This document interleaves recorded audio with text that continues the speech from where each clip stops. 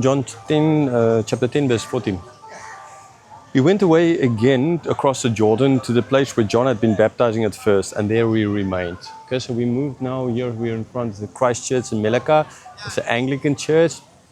I think it might have been before that, most likely from the Dutch Reformed Church.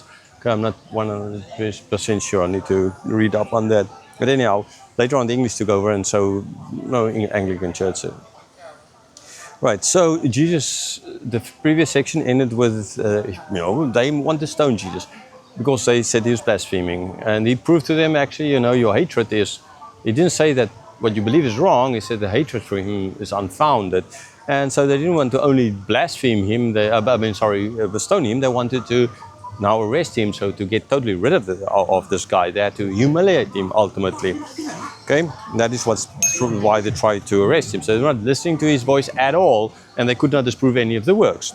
So Jesus left and he went to the Jordan to where John was baptizing at first. Again, we have just John, not John the Baptist like the others. Why? Because everybody knew who John was. They didn't know it was John the Apostle, kind of.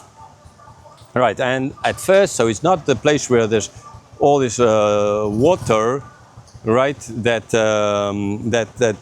it was mentioned earlier, okay? And I think people are kind of blind. Right, yeah, that guy, a bit blind. Anyhow, maybe just wanted to be in the video. So the mention of the baptizing at first, right? In the previous time, they mentioned the place where there's lots of water, because later on they will mention the place where there's lots of grass. I explained that. You can go and listen to those videos. Okay, but this is now where it was baptizing at first. So most likely not the place where there was a lot of water, but more, as I think, up in the north, near where the Jordan flows out of the Sea of Galilee. Although that is as well. Ask which Bible scholar, they come up with a different place. Anyhow, verse 4, and ask today the Palestinians or the Jews or the Israelites in Israel, they all come up with different places because money, money, money. So there he went and he remained. Verse 41, and many came to him and they said, John did no sign, but everything that John said about this man was true. Right? So again, we get back to the sign. You said, for which work? So I say, John did no sign, right? John did no signs like this guy is doing ultimately. But even then, what he said about this guy, all of it is true. So getting back to the idea, for which work do you find me guilty? Right? Verse 42, and many believed in him there.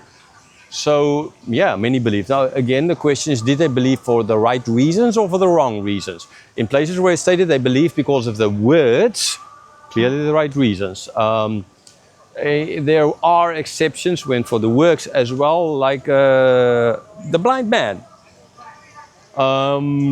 So the believing here, we can't say for 100% sure, but since they mentioned, but everything John said concerning, so there are words involved. There are works and words involved. So I would go for the side that most likely these people now as well believing because of the words they heard now from John the Baptist, and not so much only the works. And Jesus was implying concerning the works as well, that for which work? Okay? Because the works prove the words.